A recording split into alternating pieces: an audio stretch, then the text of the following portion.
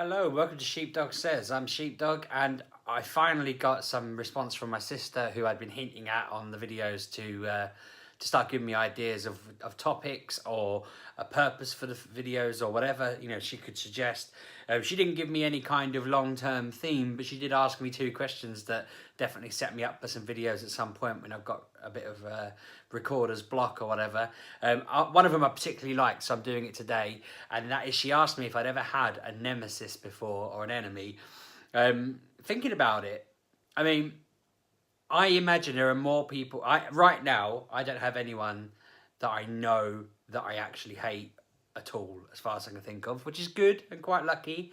I have people that maybe I don't want to talk to or be near, because maybe there's there's people with poor hygiene that I don't really want to, sit next to, that I know, or there's scenarios where I'm like, oh, I don't really want to hang out with that person because they're a bit irritating or boring. But I don't hate anyone. If they were sat next to me or I was in a room with them, I would talk to those people. I can't think of anybody that I just dislike or that I have an ongoing vendetta against. But as I say, I imagine there's probably a good 20, 30, 40, 50 people that absolutely despise me and would quite happily dance on my grave. But yeah, I think over my life, though, I've had times where specific people just drove me nuts, or I really didn't like them. And then some of them, in hindsight, I'm wrong about. I mean, my first one that came to mind, my earliest person I just felt like was out to get me all the time, was this dinner lady when I was at school. I'm not going to name names because I think my family know their family, but I know they do, because she used to just tell my mum and my nan and everyone related to me every time I did the littlest thing wrong at primary school. And that's like a 5, 6, 7-year-old. That used to drive me nuts, because I'd think, right, so I didn't do as I was told at lunchtime. Most kids would just go home and get on with it. She'd go and tell my parents. I don't think my parents particularly cared, but the fact that she'd always end up telling them or commenting or calling them over to let them know that I was rude always used to make me feel fearful as a kid. I imagine, looking back, that I was I know I was in the wrong, because I was a kid probably being naughty, but I remember just thinking she was the worst. She was the devil as a kid, because I was just constantly in fear of her telling my parents that I'd been naughty. Secondary school, everyone has people they don't get on with. I had a guy that I particularly, we weren't enemies, we weren't rivals, we weren't anything. We just used to clash now and again. And I always think of him as someone that I kind of got on with and I was all right with, but I didn't fully like, I suppose. And one of the most satisfying things happened as an adult. I was watching The One Show. I don't like The One Show normally. It's a bit of an irritating programme. And they just happened to be doing an interview with someone who works in the drains in London, clearing up the sewers. And they had this guy come on, dressed in his uniform, and they'd spent the day with him. And he was telling him how he goes through the sewers, just chipping through all the grime and dirt that's in there. And he basically said that every time someone pours fat down the sink, every time someone pours grime down there, flushes things they shouldn't flush, someone like him has to go in and just hack away at it and get it through the pipes. Now, knowing that he is down in the sewers in London, just going through whatever disgusting mess I or other people flush down there, is the most satisfying feeling in the world. I didn't dislike the guy, but as I say, I don't know, it was such a good... I was joking to my friends that I wanted to be flushing alligators down there. I don't know, any old thing, just to find out where the limit is, and getting back on The One Show going, well, this is the alligator bite I got when I was down under the sewers in Grays. It was just hilarious. So again, nemesis is a strong phrase. I wouldn't have ever wished the guy any harm other than the alligator thing, but which is quite harmful, I suppose. But no, it's just quite funny thinking that there was just times when we always clashed a little bit, and to see him do that, I'm like, yeah, I feel like I won that round. First proper someone I came to blows with a lot growing up, there was this woman who was, again, a dinner lady. I don't know what it is about dinner ladies. She was a dinner lady at my secondary school when I was in year 11. I used to clash with her quite often because I'd be a prefect.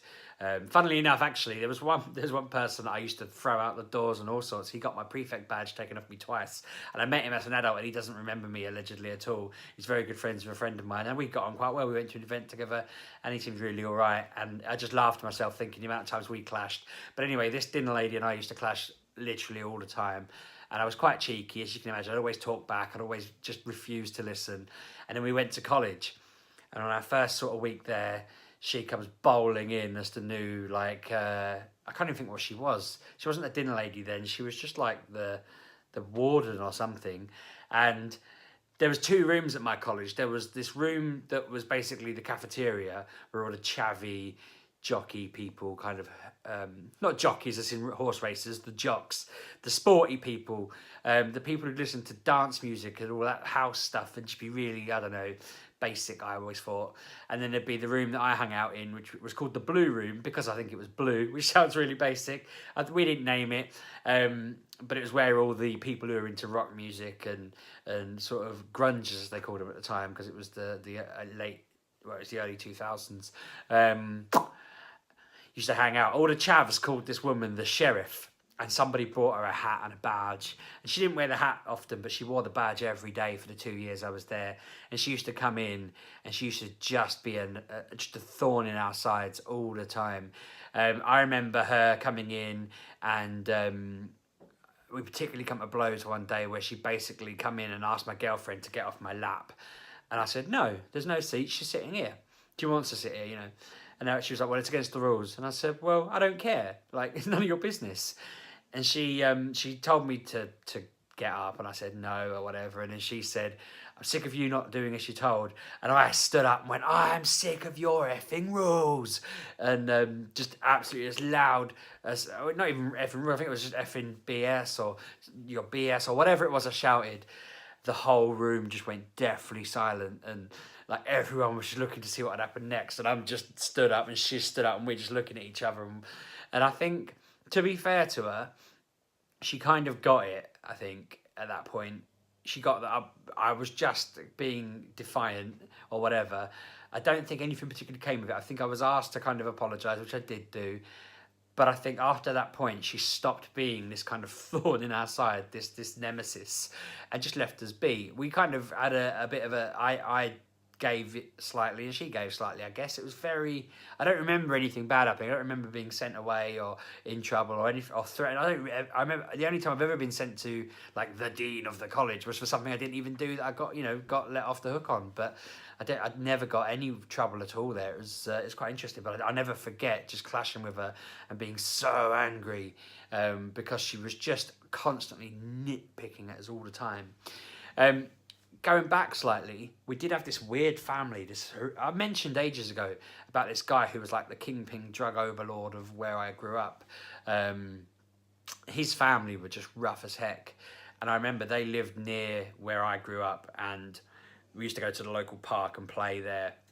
And I remember this family were there one day, and I don't know what they were doing, just hazing one of their own, and then they started on us, started having an argument with us. And again, I was just telling them to get lost and leave us alone, and one of them just smacked me in the eye. It's the only time in my life I've ever been like punched in the face, sort of in a beaten up kind of way. I didn't get beaten up, I just got punched square in the eye, massive black eye.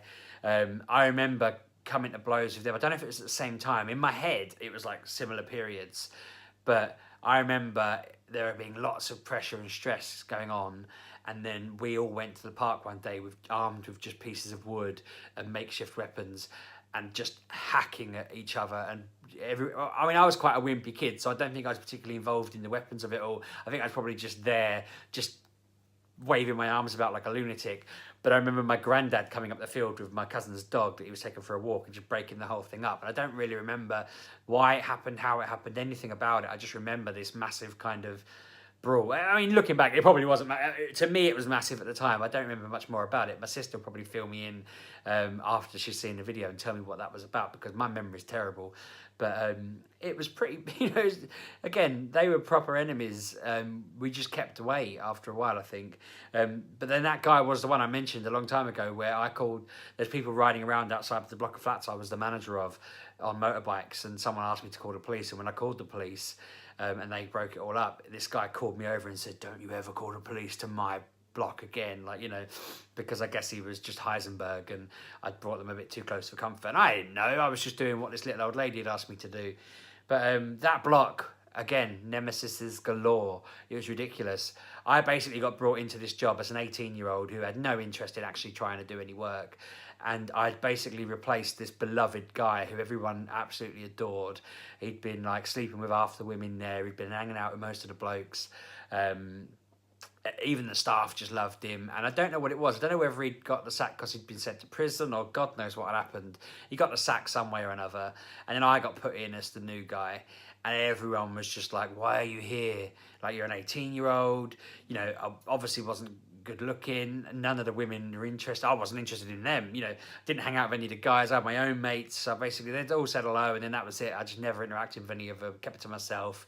And there was this woman who lived on my floor who was just constantly abusive. She'd always cause fights with me and argue with me and all these problems, and we clashed again and again and again, and she was just really doing my head. And it turned out it was because she was in like a semi-relationship with a guy that had come before me, and they'd got on really well, and I think she was just bitter about the fact that I'd been given this job when he was no longer there.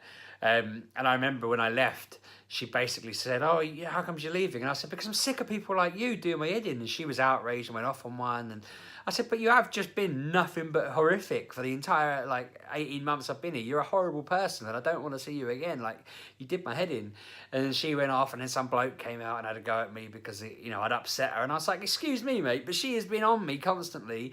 Like, I don't give a toss what she has to say." And I remember putting him in his place, and it was all very, you know, I think for the 2 weeks I had left there, they were actually quite kind and actually quite respectful, and came and apologised. But I remember them just being monsters while I was there.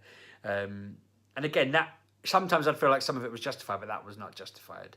I had a couple of jobs like that where they didn't actually want me there, and I ended up kind of causing issues. I got another job at it's like a house insurance company.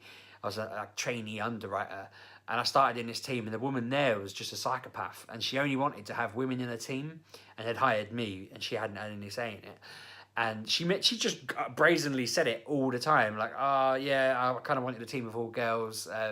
You know, you're gonna have to be the only boy," all this sort of stuff. I used to, like, I send an email and she'd be like, "You used this word, this isn't an appropriate word for an email." And I'd be like, "The guy used it in the email to me 3 times and I responded using the word." She's like, "Yeah, you're not supposed to."